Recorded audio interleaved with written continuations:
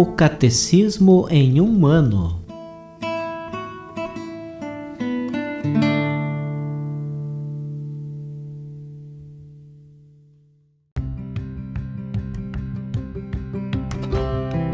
Olá, eu sou o Alesiandro, seminarista da Diocese de Ponta Grossa, Paraná. Você está ouvindo o podcast O Catecismo em um ano. Vamos ler todo o Catecismo da Igreja Católica ao longo de 365 episódios. Estamos utilizando a tradução em português apresentada pela CNBB em 2013, baseada na edição típica em latim. Baixe o plano de leitura por meio de um link que você encontra na página do Instagram, @o Catecismo em um ano, ou na descrição deste podcast.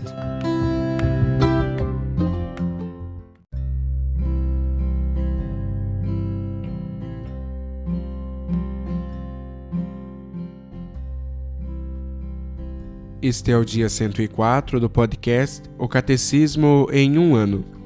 Nós estamos lendo a primeira parte do Catecismo sobre a profissão de fé, na segunda sessão sobre os símbolos da fé, no capítulo 3º, Creio no Espírito Santo. E hoje nós iremos ler os números de 797 a 810.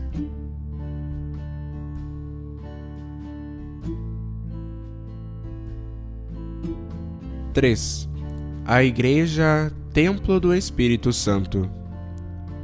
Quod est Spiritus Noster, id est anima nostra, ad membra nostra, hoc est Spiritus Sanctus ad membra Christi, ad corpus Christi, quod est Ecclesia.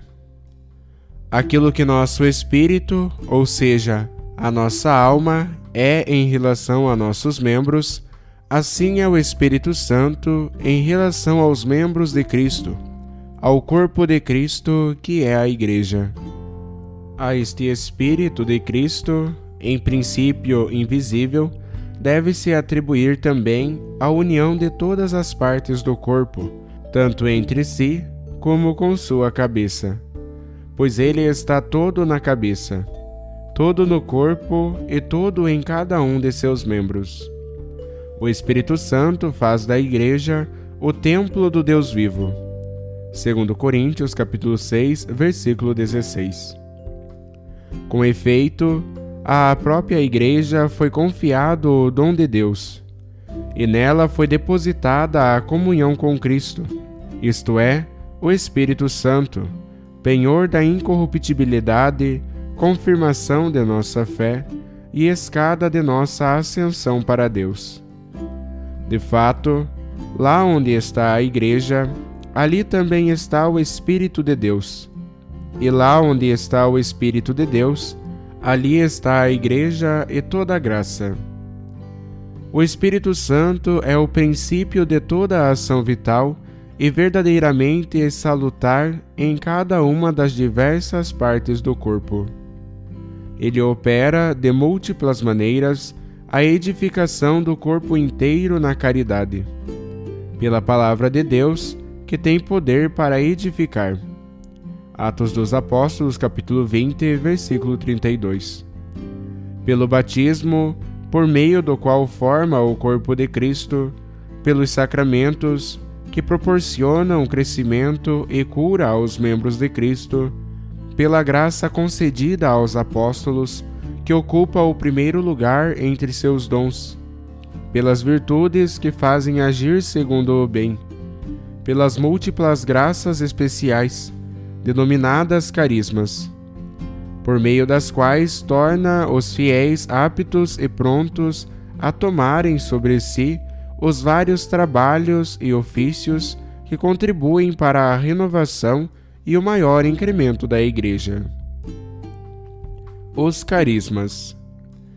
Quer extraordinários, quer simples e humildes, os carismas são graça do Espírito Santo, que direta ou indiretamente tem utilidade eclesial, pois são ordenados à edificação da Igreja, ao bem dos homens e às necessidades do mundo. Os carismas devem ser acolhidos com reconhecimento, não só por aquele que os recebe, mas também por todos os membros da Igreja.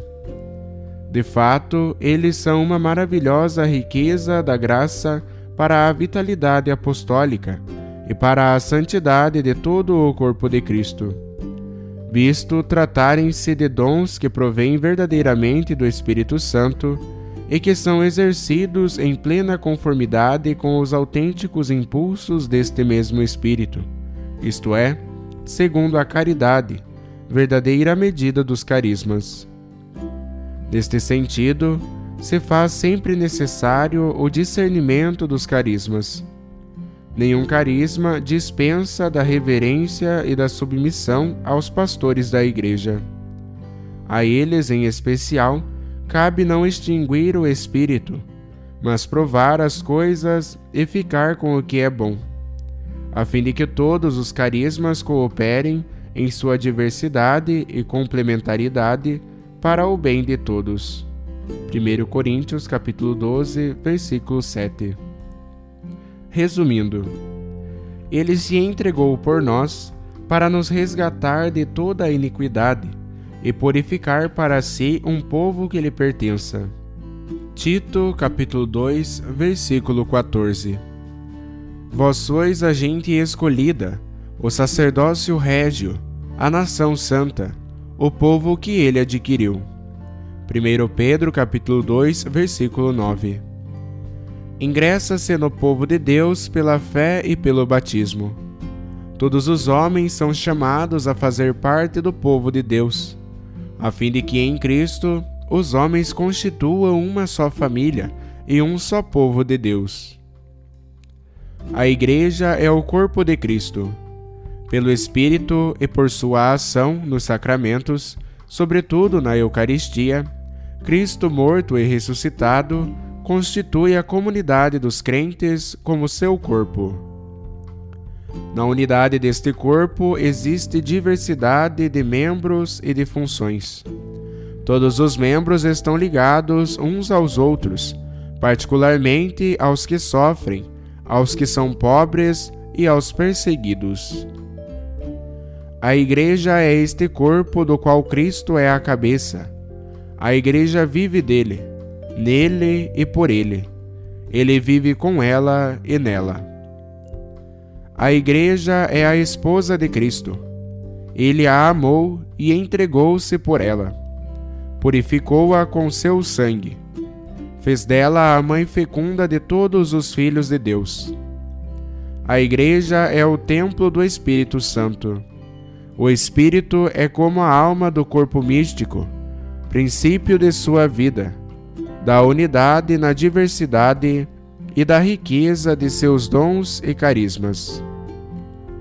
Desta maneira, aparece a Igreja toda como o povo reunido na unidade do Pai e do Filho e do Espírito Santo.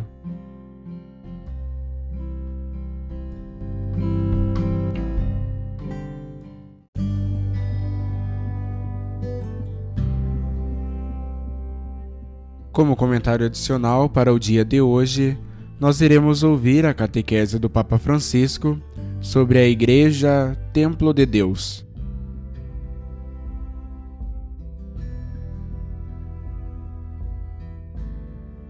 Audiência geral, Praça de São Pedro, 26 de junho de 2013. Prezados irmãos e irmãs, bom dia. Hoje gostaria de fazer uma breve referência a mais uma imagem que nos ajuda a explicar o mistério da Igreja, a do Templo, conforme o Concílio Ecumênico Vaticano II, Constituição Dogmática Lumen Gentium número 6. No que nos faz pensar a palavra templo? Faz-nos pensar num edifício, numa construção. De modo particular, a mente de muitas pessoas vai à história do povo de Israel, narrada no Antigo Testamento. Em Jerusalém, o grande templo de Salomão era o lugar do encontro com Deus na oração. No interior do templo, encontrava-se a Arca da Aliança, sinal da presença de Deus no meio do povo. E a arca continha as tábuas da lei, o maná e a vara de Araão, uma referência ao fato de que Deus sempre esteve no seio da história do seu povo, acompanhando o seu caminho e orientando os seus passos. O templo recorda essa história. Quando vamos ao templo, também nós devemos recordar essa história, cada qual a sua própria história. Como Jesus me encontrou, como Jesus caminhou comigo, como Jesus me ama e me abençoa. Eis que quanto se tinha prenunciado no antigo templo é realizado pelo poder do Espírito Santo na Igreja. A Igreja é a casa de Deus, o lugar da sua presença, onde podemos encontrar o Senhor. A Igreja é o templo onde habita o Espírito Santo, que a anima, orienta e sustém. Se nos perguntarmos, onde podemos encontrar Deus? Onde podemos entrar em comunhão com Ele através de Cristo? Onde podemos encontrar a luz do Espírito Santo que ilumina a nossa vida? A resposta é: no povo de Deus, no meio de nós que somos Igreja. É aqui que encontraremos Jesus, o Espírito Santo e o Pai. O antigo templo foi edificado pelas mãos dos homens. Desejava-se dar uma casa a Deus, para ter um sinal visível da sua presença no meio do povo.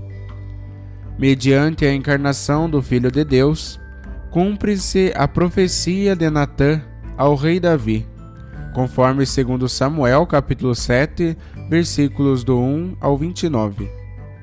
Não é o rei, não somos nós que damos uma casa a Deus, mas é o próprio Deus que constrói a sua casa, para vir habitar no meio de nós, como escreve São João no seu Evangelho, conforme o capítulo 1, versículo 14. Cristo é o templo vivo do Pai, e é o próprio Cristo que edifica a sua casa espiritual, a Igreja feita não de pedras materiais, mas de pedras vivas, que somos nós mesmos. O apóstolo Paulo diz aos cristãos de Éfeso: Vós sois edificados sobre o fundamento dos apóstolos e dos profetas, tendo por pedra angular o próprio Cristo Jesus. É nele que todo o edifício, harmonicamente disposto, se levanta até formar um templo santo no Senhor. É nele que também vós entrais conjuntamente pelo Espírito, na estrutura do edifício que se transforma na morada de Deus. Efésios capítulo 2, versículos do 20 ao 22. Isto é bonito. Nós somos as pedras vivas do edifício de Deus, profundamente unidas a Cristo, que é a pedra fundamental e também de apoio entre nós. O que significa isso? Quer dizer que o templo somos nós mesmos. Nós somos a Igreja viva, o templo vivo. E quando estamos unidos, entre nós está também o Espírito Santo, que nos ajuda a crescer como Igreja. Nós não estamos isolados, mas somos povo de Deus. Esta é a Igreja. E é o Espírito Santo, com os seus dons, que define a variedade. Isto é importante. O que faz o Espírito Santo no meio de nós? Define a variedade, que é a riqueza da Igreja, e une tudo e todos, de maneira a constituir um templo espiritual, no qual não oferecemos sacrifícios materiais, mas nós mesmos, a nossa vida. Conforme 1 Pedro, capítulo 2, versículos 4 e 5. A Igreja não é um enredo de coisas e de interesses, mas é o templo do Espírito Santo, o templo onde Deus age, o templo onde cada um de nós, com o dom do batismo, é uma pedra viva.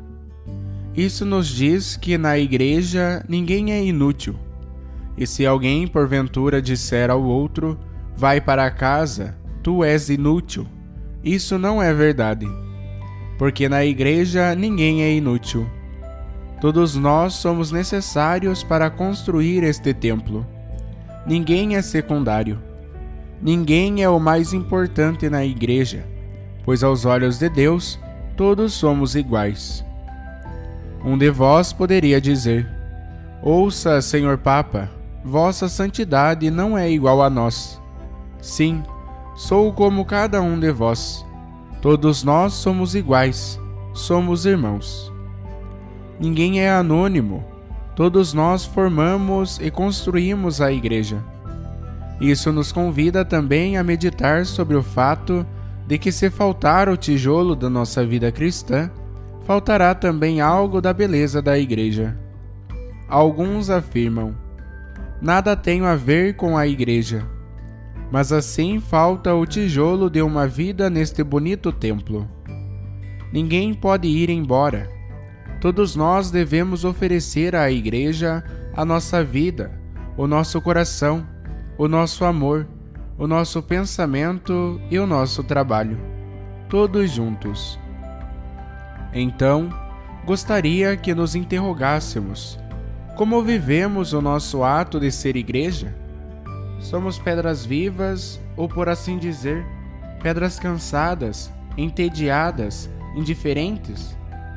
Vistes como é desagradável ver um cristão cansado, entediado e indiferente? Um cristão assim não está bem. O cristão deve ser vivo, sentir-se feliz por ser cristão. Deve viver esta beleza de fazer parte do povo de Deus, que é a igreja. Abrimos-nos à ação do Espírito Santo para ser parte concreta nas nossas comunidades, ou fechamo-nos em nós mesmos, dizendo: tenho muita coisa para fazer, isto não é tarefa que me compete. O Senhor conceda a todos nós a sua graça e a sua força, a fim de podermos estar profundamente unidos a Cristo, que é a pedra angular, o pilar, a pedra fundamental da nossa existência e de toda a vida da Igreja. Oremos a fim de que, animados pelo seu Espírito, sejamos sempre pedras vivas da sua Igreja.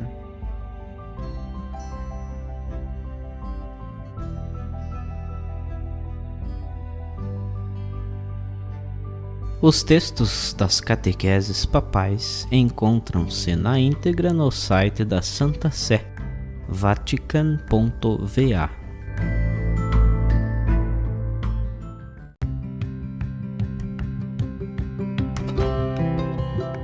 Você acaba de ouvir mais um episódio do podcast O Catecismo em um Ano.